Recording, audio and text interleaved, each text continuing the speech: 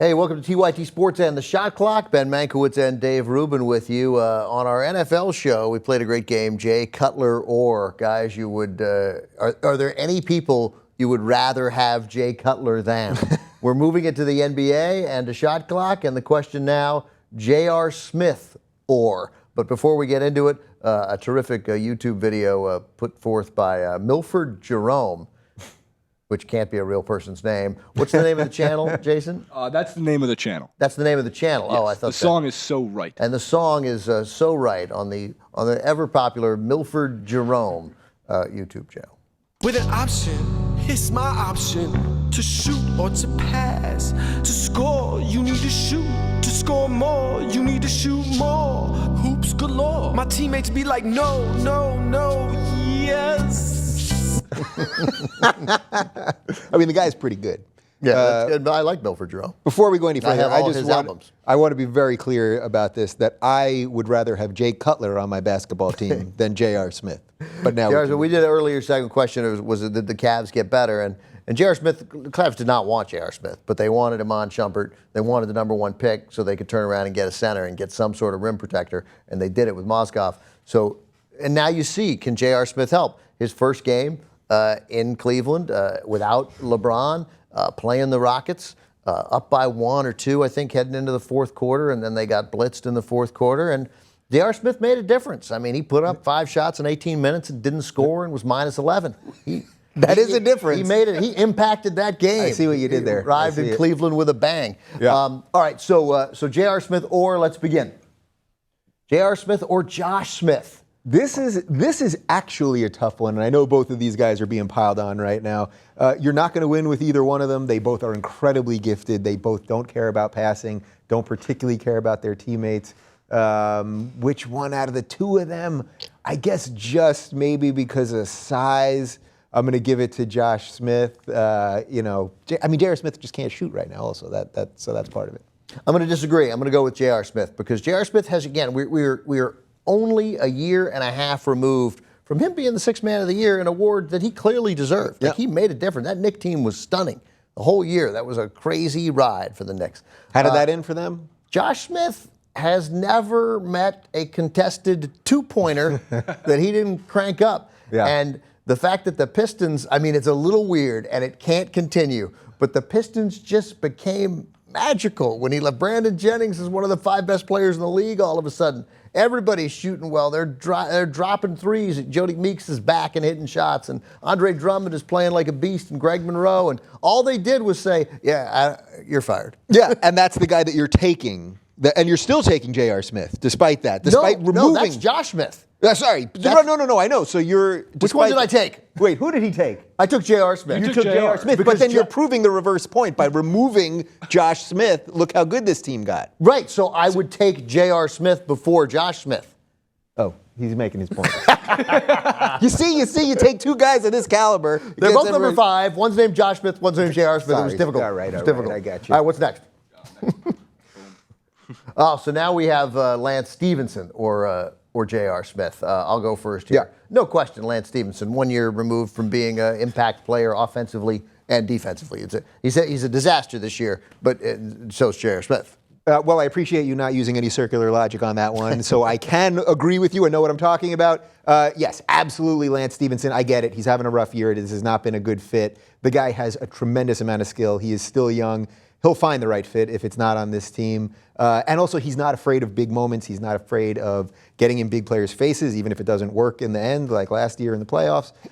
So, yes, without question, Lance Stephenson. All right, what's next? So next up we know is Swaggy P. J.R. Smith or Swaggy P. But before we get to Swaggy P, there's something very important to talk about. And I'm taking a note from our executive producer, Dan Keston's book. Do you guys know why Swaggy P has no tattoos on his right arm? Why Nick Young has no tattoos on his right arm? Yes. No, I don't. Strictly for buckets. Is that right? That's right? Yeah. Well, with that piece of information, there's no question you take Nick Young. Right. Nick Young, one of my favorite NBA players because he played, he played for my favorite team. He played in Washington for a few years, and he would have games. He had some huge games there, some 38, 40-point games, but he would routinely, he's 6'7". He would routinely, a couple times, he played 35, 40, 41 minutes. He'd scored 28 points. He had no rebounds and no assists. He's 6'7". Just run into the lane. At some point, somebody's going to miss. The ball's going to come to you. You just grab it. He knows what he you likes. Just hold on to it. And at some point, you just pass the ball around the perimeter. They hand out assists like freaking candy in the NBA. Just you go to a guy hits a three. Hey, look at me, I got an assist. Right. Whenever people bring up that kind of stat, it always reminds me of what is one of my favorite stats that I'm going to totally butcher right now. But you remember Yinka Dare, who was on the Nets in the early 90s. From GW. And he had something like 3 assists over the year. 800 minutes. Right, yeah. Something just completely bonkers. Yes, you take Nick Young. Of course, you take Nick Young because he's basically a younger J.R. Smith. Will the career sort of derail in the way that J.R.'s has? I don't know, but he's still on the upside. I know you're still not fully on board my J.R. Smith hate wagon, but yeah, you have to take Nick Young. Also, something about Nick Young. Like I watch a lot of Laker games this year, and Nick Young is having fun and is making every effort to involve teammates and get fired up. And like Nick Young seems like as disastrous as he might be in some games, a guy trying to include other people and committed to winning. And I don't know if that's true of J.R. Smith. I don't know that's not true. By the way, along those lines, in that game that we mentioned earlier, J.R. Smith's first game with Cleveland, where he played 18 minutes, didn't score. Kyrie Irving, I think, went for 38 or 39 or a huge number of points in that game, but he played 38 minutes with, I think, 3 rebounds and 2 assists, or 2 rebounds and 3 assists. He's still the point guard. There really is no other point guard on that team. They had 16 assists. I know LeBron's not playing. We've seen that before. That's not what you want from your point guard. So Kevin Love is still on that team. There's still a guy you can give the ball to and get some assists. It's not happening, Cleveland. I think the more interesting question about the J.R. Smith thing is, do teams ever win with these types of players? So I was trying to think of a couple others. So we had 3 right there. There's a couple others. Nate Robinson, guys that come in, have energy, shoot a lot. Do you ever really win with them? Jamal Crawford. Well, Nate Robinson had a great playoff run. And J.R. Smith with the Knicks that year. Right. So these are guys that, for whatever reason, they'll get you somewhere to the second round, and then it always. I was trying to think of anyone. Has it ever really worked? Well, I'll give having one of these real chuckers. Vinnie Johnson, the microwave with the Pistons. That's a good one. That's a good one. He was clutch. He was really clutch. Yeah. Yeah. So I mean, there are some, but they're not. They're lower profile guys. They're more likely to be Nate Robinson than big, expensive guys. Right. Like J.R. Smith or Josh Smith. Was it last year that Nate Robinson had that crazy run with the Bulls? No, it was the year before, right? He had some really tough games. The Bulls got knocked out in the first round by the Wizards, but he played well in a couple games. Yeah, no, he was unbelievable. The Bulls. Yeah. So we're going to swipe through the next 3 sillier ones very quickly. Okay. You have to choose one of the next 3 over J.R. Smith. Okay. Your options are Justin Bieber, Teen Wolf, nice. And I guess you could take all of them, the Monstars, which of course Ben Mankiewicz does not even know who they are. I don't know from this movie. I don't know. I'm a grown man. I'm 47 years old. I didn't see Def Jam or Space Jam, whatever it's called. Def Jam and Space Jam were on basically at the same time. You absolutely take the Monsters. Stars. I think it's the Monstars. Yeah, whatever. You take those guys. I can't endorse anything involving Bieber, no matter what I've said about J.R. Smith.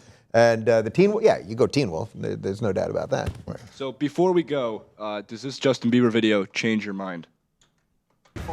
Nice.